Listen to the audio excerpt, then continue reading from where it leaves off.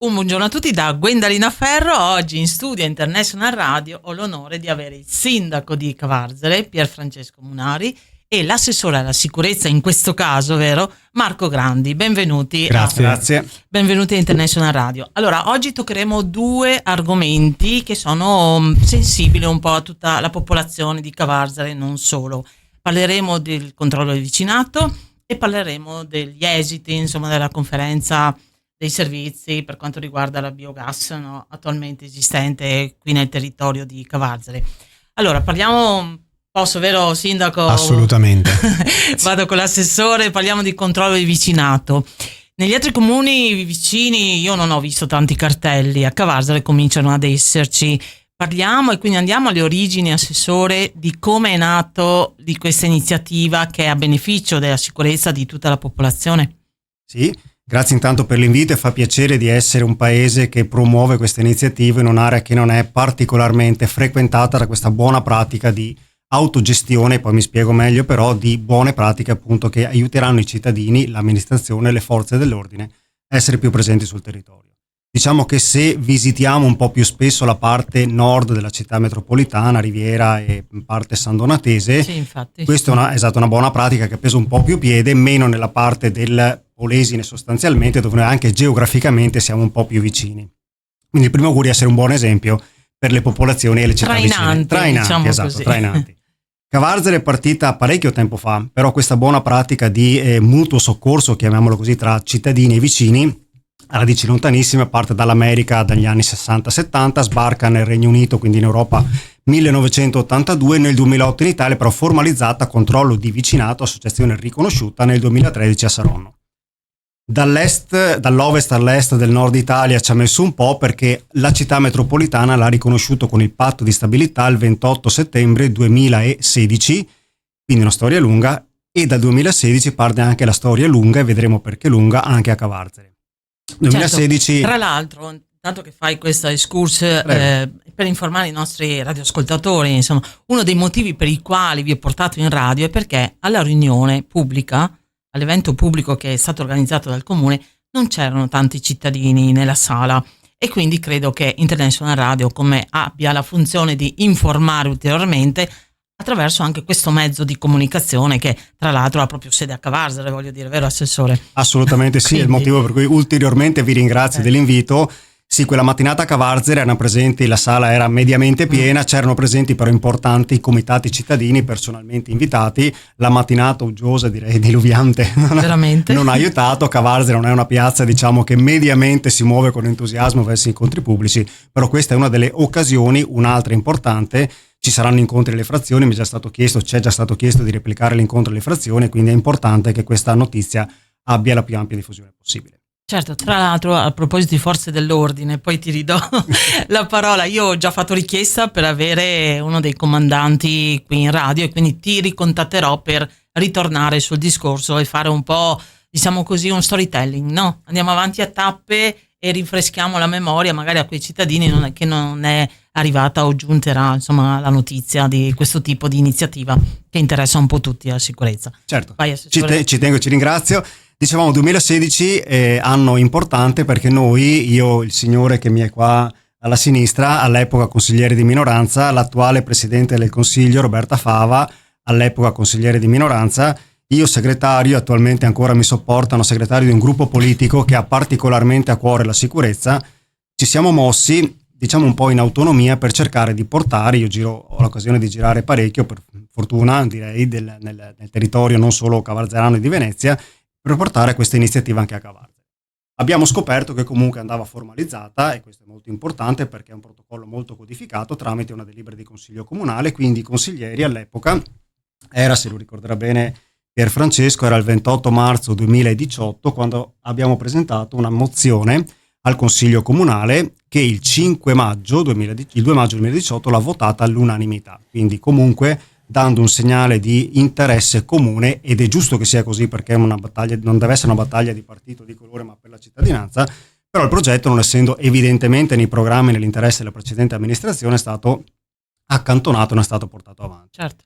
Noi siamo entrati in amministrazione nel 2021, a fine 2021, quindi già dal 2022 abbiamo ripreso vigorosamente in mano il progetto e quindi un'altra tappa fondamentale per la sua implementazione è stata il 5 settembre 2024, data in cui il sindaco Munari e il prefetto Darcopellos hanno firmato in prefettura il protocollo di controllo di vicinato. Il famoso atto che istituisce a tutti gli effetti il controllo di vicinato nel territorio. Che si inserisce nel più ampio progetto di ordine e sicurezza pubblico, quindi un protocollo molto complesso e articolato, che però comprende anche questo tipo di possibili attività. Allora, smarco subito un punto, l'ho fatto sabato 19 ottobre alla Sala Convegni. Non si tratta di ronde, non si tratta di sceriffi, non ci saranno giustizieri della notte, divise, manganelli che girano per Cavarzere. Si tratta semplicemente di codificare, normare una pratica che molto spesso i bravi cittadini applicano autonomamente, che è quella di dare un contributo alla società, mediamente limitata al proprio quartiere, alla propria zona residenziale, per dare un'attenzione in più a quelle che sono le possibili situazioni di frode, reato, degrado, può essere anche uno sversamento anomalo di rifiuti, può essere un imbrattamento, può essere un'azione teppistica, vandalica, un danno a una struttura pubblica, quindi non solo reati, furti e cose di particolare intensità. E un'altra cosa fondamentale, tutte le azioni legate alla pubblica sicurezza sono demandate unicamente alle forze di polizia e di sicurezza, che sono i carabinieri, la polizia locale stanziata nel territorio e tutte le altre, le caserme con i presidi, e tutte le altre forze pubbliche, la Polizia di Stato, la Guardia di Finanza, quindi nessuna sostituzione alle forze dell'ordine, semplicemente la possibilità per i cittadini di auto-organizzarsi e di protocollare una serie di accorgimenti che sono utili a rendere visibili i fenomeni potenzialmente dannosi per reato o per degrado o qualsiasi altra cosa che possa ledere, diciamo, la persona, la proprietà o il bene comune. Questo è un po' quello che si farà. Sostanzialmente come funziona? Ecco, torniamo. Quanti sono i gruppetti già istituiti e riconosciuti dalla prefettura? Perché è stato molto chiaro durante l'evento pubblico, dicendo appunto, anzi il comandante della polizia locale aveva fatto l'elenco, no? Dei gruppetti. Ce l'ho scritto molto piccolo, poi devo mettere gli occhiali se mi chiedete di replicarlo. No, allora, spiego anche perché dal 2022 sostanzialmente siamo insediati, la firma del protocollo è arrivata a settembre 2024, non per inerzia, per tempi aspettati inutilmente. Noi ci siamo attivati da subito, ma il protocollo prevedeva che le zone attualmente identificate, sulla scorta delle indicazioni fatte dalla polizia locale, dal sindaco, dall'assessorato, dai carabinieri, siano state identificate a ragion veduta, quindi con una serie di caratteristiche o precedentemente legate a episodi criminosi, anche se non necessariamente di pesante entità, oppure magari per conformazione geografica distanti dai centri, isolate, quindi il controllo di vicinato funziona meglio tendenzialmente dove ci sono zone meno esposte a più occhi, a zone centrali. Nulla toglie che possa essere istituito anche a Via Roma, facevo l'esempio proprio nella conferenza pubblica. È stato proprio una delle domande che è stata fatta. Che è stata posta, infatti, e di conseguenza il comandante della polizia locale, dottor Salomone, il comandante dei carabinieri, assieme a noi hanno mappato una serie di zone, sono state inviate alla prefettura, sono state chieste le integrazioni, quindi sulla scorta di un dossier molto complesso, ho mostrato il plico che poi vedi davanti alla mia postazione, sono state identificate una serie di zone mediamente un po' periferiche, le frazioni, altre zone periferiche del territorio.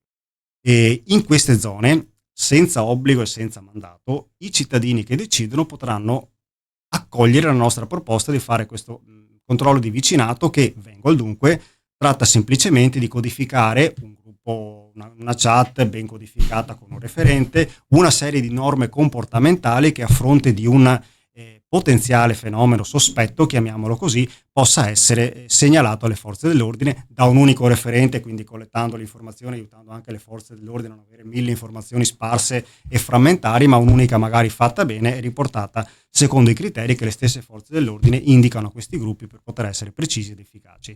Certo, un meccanismo già collaudato, no? Esattamente. Come spiegava uno dei relatori, tra l'altro. Mi è stata fatta anche una bella domanda, ma io lo faccio mediamente, una cosa che facciamo già, un referente di una frazione, erano presenti tutti i comitati di frazione, questo mi ha fatto molto piacere, diceva esatto, lo facciamo già mediamente, i bravi cittadini hanno già una sensibilità, un comportamento che possa aiutare a fare questo tipo di pratiche, però codificato, messo su un protocollo, condiviso col quartiere, si danno delle informazioni specifiche al quartiere su delle pratiche di prevenzione, perché la miglior, come per la sanità, la miglior cura è la prevenzione, quindi anche lì mettere in atto delle norme di comportamento specifiche ben codificate, insegnate, può aiutare molto a prevenire la situazione. O magari anche evitare i falsi allarmi, tipo un furgone sospetto che sembra sospetto scassato, magari è l'imbianchino che va a dipingere il muro al vicino, e quindi si smarcano anche dei potenziali situazioni sospette che in realtà sono semplicemente normale amministrazione. Sì, quelle che sono le segnalazioni. Esatto. Quindi parte dal presupposto che nessuno conosce meglio il proprio quartiere, nessuno sa identificare meglio le situazioni del proprio quartiere, quindi questi guardiani naturali, chiamiamoli così, possono praticamente lo responsabilizza. Esatto. Cioè dire, non girarti dall'altra parte, fallo, esatto. Segnala, chiama il 112, anche perché sono le forze armate le preposte a ai interventi e a queste azioni, insomma. Per apposta cartello. Scusa, prego. Sì, no, i nomi delle sì, zone. Così ti costringo a mettere gli occhiali, quindi esattamente. Allora, attualmente le zone identificate sulla scorta di quelle che sono i criteri detti prima sono la zona di Bellina Lezze, tanto per capirsi, la zona che va verso Pettorazza, Cabriani, Punta Pali, queste sono zone identificate, Dolfine e Punta Pettorina, quindi verso la zona di Chioggia, Rignella, Roncostorto per la zona di Adria, Marcanta, Coette Alte, anche questa è stata una zona identificata per determinate conformazioni per qualche precedente denuncia di furti, Piantazza, Gaglianta, la zona dietro la cittadella praticamente, San Gaetano, Braghetta, queste sono le zone identificate. I cittadini di un'altra parte del territorio di Cavarsere che vorrebbero far parte o istituire insomma un altro punto di riferimento come controllo del vicinato, cosa devono fare, Assessore? Ok. Si devono riferire alle forze dell'ordine intanto, quindi o ai carabinieri o magari alla polizia locale, perché magari coadiuvata dagli uffici, da sottoscritto dal sindaco, può essere anche più, esaustiva nel dare alcune informazioni. E quello che ho raccomandato anche quel sabato 19 è stata: le denunce vanno fatte e vanno fatte sempre e vanno fatte per i canali ufficiali. Quindi ricordavo che Facebook non lo guarda probabilmente il comandante della polizia, non lo guarda il comandante dei carabinieri, non è un canale ufficiale, quindi se noi andiamo a dire che nella zona X è meritevole implementare il controllo del vicinato ma non c'è una segnalazione formale, probabilmente quando la prefettura ci chiederà un'integrazione, perché questa dovremmo fare, non avremo elementi sufficienti a farlo. Quindi il buon senso civico che deve andare sopra il controllo del vicinato, dovrebbe essere la buona pratica di qualsiasi cittadino, aiuterà a dire in quella zona lì c'è una motivazione per dare atto a questa pratica. Verranno messi dei cartelli a carico del comune, li vedete mediamente nelle zone a controllo di vicinato già implementati, quindi l'amministrazione si farà carico su determinati criteri anche lì stabiliti dalla polizia locale di dare della adeguata segnaletica, e già quella comunque un elemento in più per dire a una persona che entra nel quartiere: qua forse qualcuno mi guarda. Quindi, insomma, è un progetto di cittadinanza attiva. Perfetto. Cittadini consapevoli e responsabili che segnalano e, insomma, come si suol dire, tutto fa brodo, nel senso, pur di prevenire che non accadano, insomma, questi episodi che sono spiacevoli per tutti, perché se accade al vicino, spiacevole anche per chi lo viene a conoscere, perché dice lui magari domani tocca a me, nel senso brutto, no? Un quartiere coeso dove vorremmo implementare questa buona pratica di civile convivenza, evidentemente diventa un dispiacere, un pericolo per chiunque qualsiasi atto predatorio di reato possa succedere all'interno. A che punto siamo quindi del progetto? I cartelli stanno per essere collocati? I cartelli verranno collocati a seguito dell'attivazione dei gruppi, quindi adesso le persone delle zone identificate o di altre zone che vogliono entrare hanno una procedura da svolgere all'interno del sito del controllo di vicinato, quindi c'è da registrare un gruppo, nominare un gruppo, registrare un gruppo, dare la collocazione. Una volta che formalmente si è registrati in un gruppo, viene richiesta la delibera del Consiglio Comunale in cui è stato validato il controllo, il protocollo, quindi cose, come dicevo, serie, protocollate, nessuna improvvisazione, nessuno sceriffo fai da te. Questi signori che svolgeranno la pratica siamo disposti a supportarli, l'abbiamo detto, la polizia locale, il sottoscritto, il sindaco, siamo disposti a dare supporto anche tecnico a fare questa cosa qua. Successivamente in quella zona lì si istituiranno le cartellonistiche.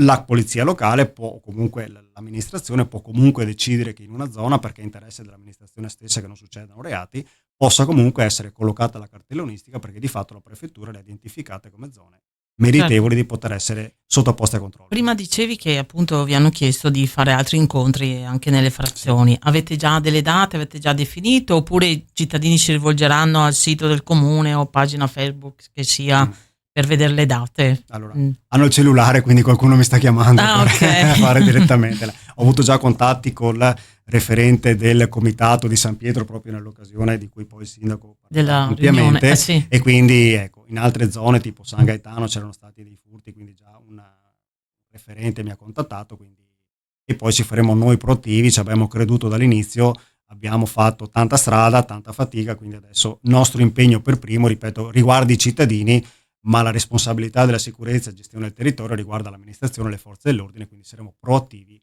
a volere che questa pratica venga implementata. Tra l'altro nell'incontro pubblico che è stato fatto, diversi cittadini hanno fatto delle domande che riguardavano delle risposte di buone pratiche quotidiane, no? Al quale il maresciallo della stazione dei carabinieri qui di Cavarzere aveva ben risposto. Quindi noi con lei, assessore, ci sentiremo un po' più avanti, no? Magari col comandante che darà buone pratiche, perché la trafila per avere un militare in radio è un po' più lunga che avere un assessore o il sindaco che sia, no? Conosco bene i percorsi dell'arma. Vero. Quindi so bene. Che capisci quello che sto dicendo, nel senso buono, e quindi faremo un punto della situazione per divulgare ulteriormente quello che è l'importanza del controllo del vicinato, se dici. Certo. Continueremo su questa scia. Volentieri, hai nominato il comandante, la raccomandazione che ha fatto, ripeto, nessuno si deve esporre a rischi, nessuno si deve esporre a qualsiasi atto che sia di competenza delle forze dell'ordine. Ripeto, i buoni cittadini lo stanno già facendo. Si tratta di organizzarsi in un quartiere e farlo un po' meglio, però nessuna sostituzione alle forze dell'ordine, nessun eroismo, nessuna. Certo.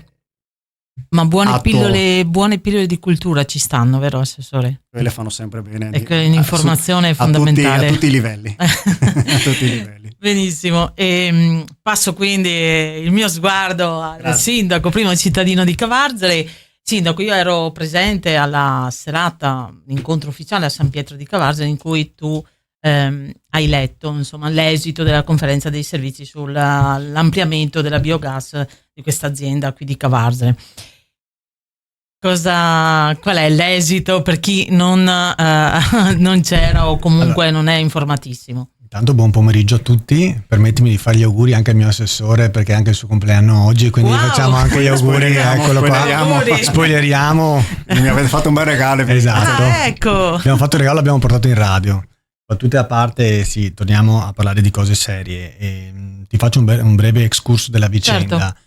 Il biogas nella località Revoltante di San Pietro di Cavarzere era già presente dal 2014, quando era stata data un'autorizzazione appunto a un impianto che fino a 2024 ovviamente è stato operativo, attivo. Cosa succede? Gli impianti a biogas hanno una data di inizio e una data di scadenza, come si suol dire, ossia che arrivati a fine ciclo per continuare l'operatività del sito devono fare il cosiddetto revamping, quindi modificare la produzione da biogas a biometano. Cos'è il biometano? Perché tanto se ne parla ma forse non si sa. È in realtà un upgrade del biogas, quindi è un biogas molto più raffinato che non ha bisogno di particolari lavorazioni per essere immesso in rete, o ad esempio quello che vediamo anche nelle grandi città, utilizzato come forma di combustibile per i mezzi di trasporto. La società che era presente in località Revoltante ha fatto una richiesta per ampliare il sito, è anche abbastanza importante l'ampliamento perché andava ad aumentare il volume e la superficie del 117%, e oltre ad aumentare la superficie aveva proprio chiesto di fare questo benedetto revamping, quindi di creare questo upgrade del biometano. Ovviamente l'aumento della superficie comportava anche un aumento di quelli che erano gli ingressi della materia prima che serve per creare questo biogas. Nel biogas attuale, quello che era presente oggi, c'era un approvvigionamento di scarti alimentari e altri tipi di materiale. Nel biometano, per la fermentazione che è richiesta per la produzione di questo biometano, era richiesta anche la pollina, che diciamo è uno scarto, e sono le deiezioni di animali, soprattutto del settore avicolo, di un notevole importo. C'è stato questo iter che diciamo sono supportati questi revamping a tutti i livelli, dall'Europa, dallo Stato, dalle regioni, e a livello politico anche da tutti i partiti, perché ovviamente diamo una nuova vita a degli impianti che erano già presenti sul territorio, ma soprattutto perché hanno una sorta di circolarità all'interno di un territorio medesimo. Quindi quello che viene prodotto in un territorio, soprattutto nei territori agricoli come è la nostra città di Cavardere, autoproduce questo combustibile e dopo viene rimesso in rete o sotto altre forme. Questi tipi di procedure per legge, e sottolineo per legge, per norma, vengono presentate ai comuni sotto forma di PAS, che è una procedura autorizzativa semplificata. Quindi ti dico questo e mi soffermo su questo perché qualcuno ha avuto il coraggio di dire che era una formula, chiamiamola così, poco trasparente, che era stata utilizzata. Ma non so, mi danno colpe che non ho, mi posso prendere anche l'invenzione della PAS. Era una domanda. No, ma siccome hanno detto è stata utilizzata questa formula non trasparente, in realtà non è che è stata utilizzata questa e si poteva utilizzare un altro titolo, un'altra forma di richiesta. È questa che è prevista dalla norma, quindi noi dobbiamo attenerci alle norme. Piaccia o non piaccia a una parte di popolazione, noi dobbiamo rispettare le regole. E come in ogni sport, come in ogni gioco, come in ogni partita, come in ogni situazione politica, come in ogni tribunale, ci sono delle regole e bisogna seguire per filo e per segno quelle che sono le regole. Questa procedura autorizzativa semplificata comporta che l'amministrazione al quale è fatta la richiesta, in questo caso la città di Cavardere, il comune di Cavardere, invita tutti gli enti coinvolti ad esprimere un parere e fissa una conferenza di servizi, cosiddetta sincrona, differenza da quella asincrona, dove tutti gli enti si devono presentare in una determinata occasione, in una determinata data, e in quella data lì o devono far pervenire dei pareri positivi o negativi, o prima protocollandoli al comune o nell'immediatezza di quell'incontro, oppure se non si presentano e non esprimono il parere è il cosiddetto caso di silenzio assenso e quindi è come se ci fosse un parere favorevole all'impianto. Noi avevamo presentato il progetto dell'impianto, fai conto, una decina di giorni prima della conferenza di servizi, perché mi era stato chiesto dal Comitato Cittadino di San Pietro, perché c'erano i cittadini preoccupati, giustamente preoccupati anche, aggiungo, e soprattutto erano anche stati un po' stuzzicati da dei soggetti che hanno creato allarmismi. Io ho tenuto, con la riservatezza del caso, e dopo parliamo anche della riservatezza della conferenza di servizi, andare a metterci la faccia per calmare i cittadini e dire: guardate che l'amministrazione è qua perché fa un lavoro di squadra, l'amministrazione è qua per cercare di risolvere i problemi, non per recarli alla cittadinanza. Quindi ho cercato di dire loro di star calmi, di star tranquilli, che nei modi e nei tempi previsti avremmo avuto delle risposte. Dico questo perché non più tardi di ieri sera, dove si è tenuto anche il consiglio comunale, si è parlato di biometano e mi è stata fatta un'accusa specifica dicendo perché io non avevo presentato in quell'occasione i pareri che erano già pervenuti. Quindi qualche ente aveva già protocollato dei pareri e io ne ero a conoscenza, ma con una conferenza dei servizi fissata al 9 di ottobre, anche se io ricevo un parere al 1 di ottobre, è un procedimento che è coperto da riservatezza, quindi io sarei stato un folle, oltre che, non dico altro, a andare nella frazione di San Pietro e dire: guardate, la città metropolitana o il Genio o i vigili del fuoco hanno già espresso il loro parere. Perché? Perché c'è la riservatezza della conferenza dei servizi. Quindi, quando poi c'è stata la conferenza di servizi, abbiamo raccolto i pareri dei presenti, abbiamo raccolto i pareri di quelli che avevano già protocollato, il dirigente del settore, che è il responsabile del procedimento, ha ovviamente verbalizzato la seduta e ha fatto una determinazione che era la determinazione con la quale è stato chiuso questo procedimento amministrativo semplificato, ed è stato chiuso fortunatamente per tutti noi con un diniego all'autorizzazione all'ampliamento e al revamping dell'impianto di Revoltante. Siamo arrivati a dire perché non l'ho detto all'inizio io, certo. Ti chiedo scusa ai nostri radioascoltatori, cioè il fatto che l'esito era che non è stato accettato, che non è stato approvato l'ampliamento dell'impianto di Revoltante a San Pietro. Era solo per tenere i cittadini ad ascoltare le parole del bene. sindaco. Ma restate perché abbiamo tante altre cose importanti per vedere se da erano dirvi. attenti. No, vabbè, tornando a noi, sindaco, vuoi terminare? Perché No, ovviamente dopo, appena passato il 9 di ottobre, già insomma c'era nell'aria che il provvedimento potesse essere favorevole ai cittadini, però anche in questo caso eravamo rimasti e siamo coperti dalla riservatezza, perché il procedimento funziona che la bozza di verbale viene inoltrata agli enti che possono svolgere delle osservazioni.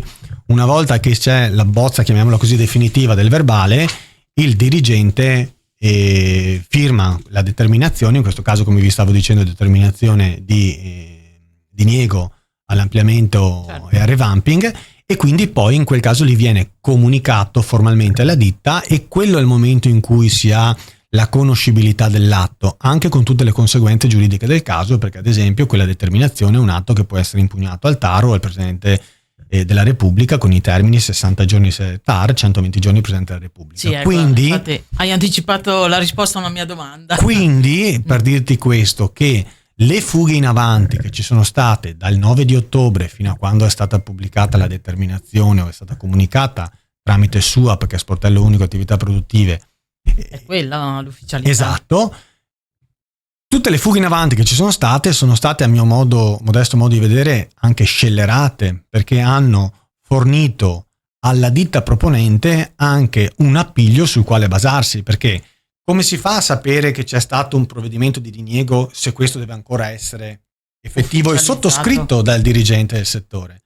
Quindi io ho sempre chiamato tutti i miei cittadini alla calma, ho detto state tranquilli, l'amministrazione è qua per fare il bene dei cittadini, e credo, non voglio mettermi stelle nel petto, ma che in questi 2 anni e mezzo, 3 di amministrazione nostra, siamo riusciti a scongiurare non solo questo impianto, ma anche quello di Cavenier, che diciamo per logistica era forse, non dico più impattante, ma quantomeno impattante come questo, perché era molto, diciamo, sarebbe stato il biglietto da visita d'ingresso della porta nord della nostra città. Sì, mi ricordo infatti, ma rimaniamo su questo, certo. Insomma, io ho ricevuto un comunicato da parte del Comitato Ambiente e Sviluppo di Cavarzere proprio in questi giorni, e dove insomma anche loro fanno un excursus, e quindi sindaco ti volevo chiedere, loro si aspettano, ti traduco un po' dalla lunga comunicato appunto che mi è arrivato,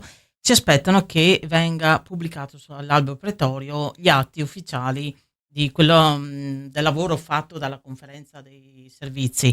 Volevo chiederti, c'è l'obbligo della pubblicazione? Lo farà comunque quello comune di Cavarzere o è già stato pubblicato? Chiedo, non avendo visto... Ad oggi non credo sia stato ancora pubblicato, non credo ci sia l'obbligo di pubblicarlo, ma in piena trasparenza e in piena sinergia con tutti i nostri cittadini, chiunque voglia vedere gli atti può fare un semplicissimo accesso agli atti, gli verrà dato tutto. Certo. Considera, e ti dico questo, permettimi questa divagazione, perché molto spesso anche da qualche appartenente del comitato sono stato tacciato come colui che ha voluto tenere le cose nascoste, colui che aveva gestito in questa maniera, in questo iter autorizzativo in maniera poco trasparente.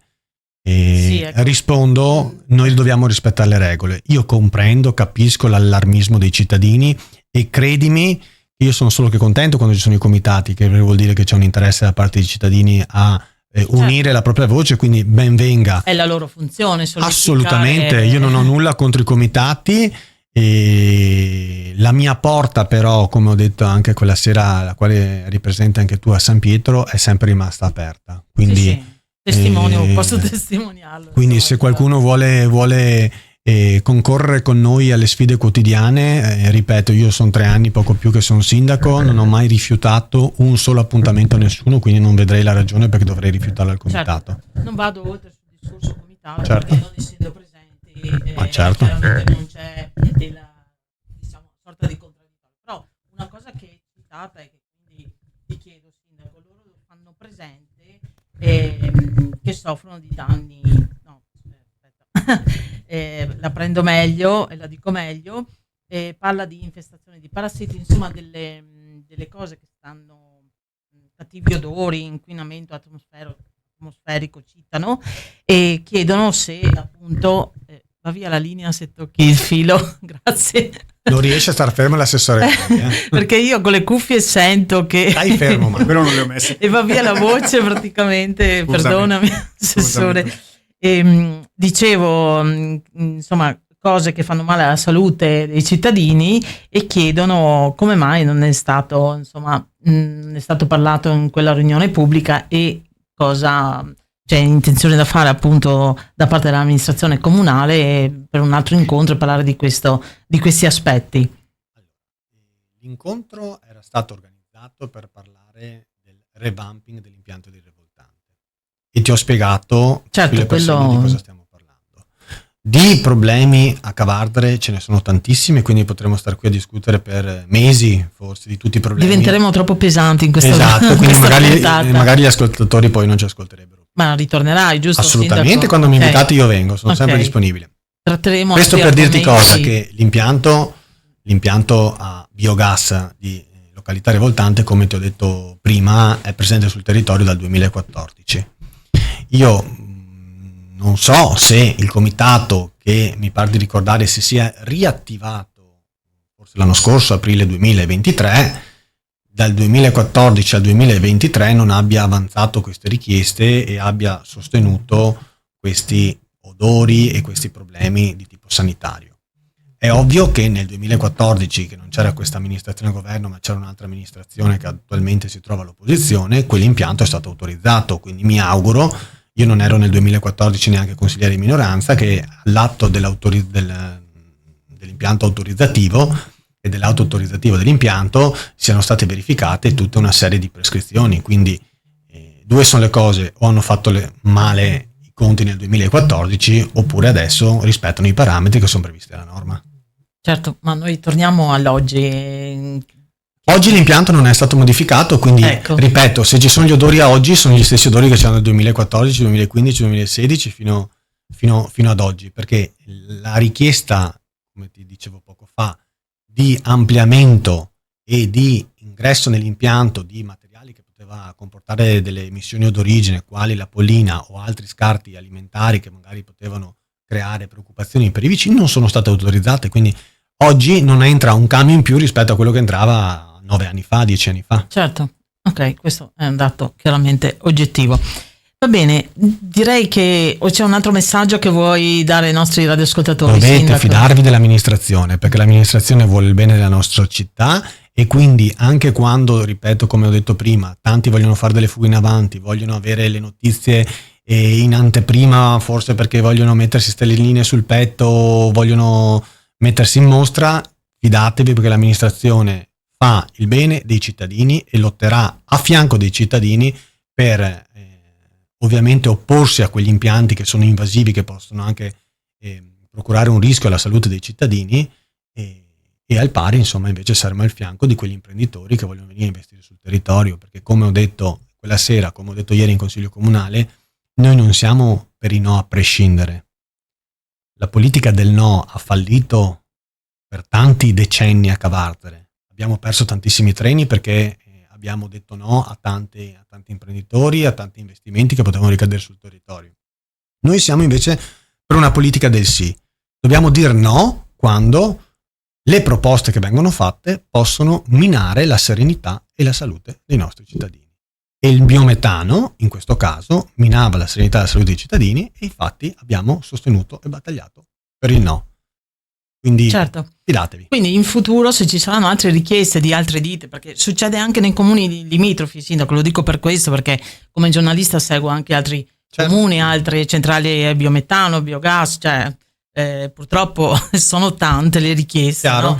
Quindi se accadrà di nuovo, ci sarà qualcun altro, no? Qualche altro imprenditore che lo farà. Se dici, Sindaco, io chiamerò te, anche il comitato, così nessun bel problema. Confronto, insomma, che io guardi, non ho nessun problema, però voglio dire, noi non dobbiamo dare un messaggio politico, perché io non sono un tecnico, io devo fidarmi dei pareri dei tecnici, certo, che mi vengono a dire, che sia l'US3 che mi dice ci sono problemi per la salute, che ci sia ARPAV che mi dice che sono emissioni d'origine oltre la norma, che sia il Genio che mi dice che ci sono ognuno per competenza, ognuno per la propria competenza, perché dare un messaggio politico e dire no, noi siamo contrari al biometano a prescindere è da folli, perché tutte le istituzioni a tutti i livelli lo sostengono. Quindi o siamo matti da una parte Sì, o siamo sì. matti dall'altra. Ma non siamo NIMBY. Non so se i nostri ascoltatori hanno capito, praticamente il NIMBY è a sì. prescindere dicono no. Noi, Non stiamo parlando. il no deve essere valutato, deve essere ponderato e soprattutto deve essere giustificato, anche perché se non ci sono le condizioni, i criteri per dire no, possiamo dire tutti no del mondo, ma la ditta fa un ricorso e la norma, se gli consente di aprire un impianto, glielo autorizzano anche se il sindaco si fa le barricate per il no. Quindi noi dobbiamo sostenere i no quando abbiamo delle nozioni e dei supporti tecnici tali da supportare un no.